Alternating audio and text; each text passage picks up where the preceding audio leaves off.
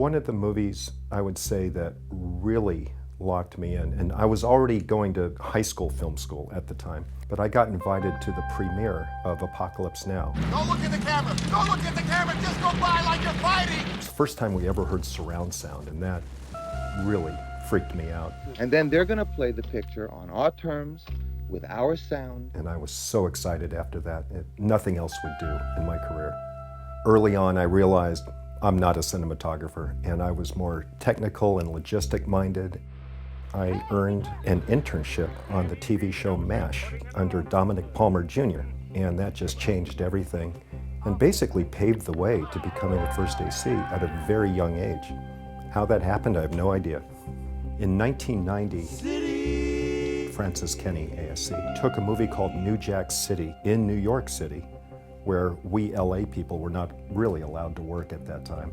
But because I was in the contract, Warner Brothers grandfathered me into the IA Camera Guild. And for 12 weeks we shot in Harlem, South Bronx, some of the worst neighborhoods imaginable. And that was an education to me. Learning how to work and navigate my way through the New York crews, gaining their trust, gaining their respect, and being able to work a camera department seamlessly. Deep Blue Sea, that was my first time meeting Stephen Winden, and we have not stopped working together ever since. But 80 days in a wetsuit in cold salt water is no way to work.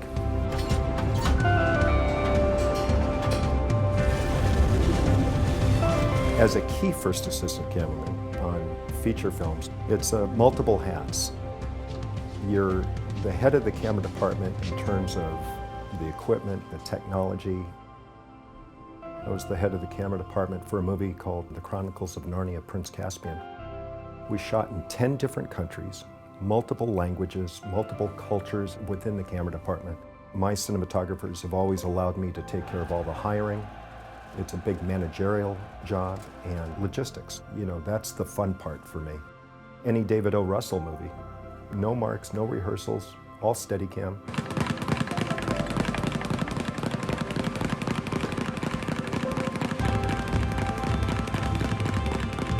The script supervisor would always ask, what is the shot we're doing? And I would say, I'll let you know after take one, because we haven't a clue until it happens. The most challenging movie that I ever worked on was absolutely Interstellar. It was all handheld, wide open IMAX or anamorphic. Chris Nolan wanted the performances to evolve and not be perfectly rehearsed on marks and all that. And the depth of field was so shallow. What we do, the heartache that goes behind it, the demands that go behind it.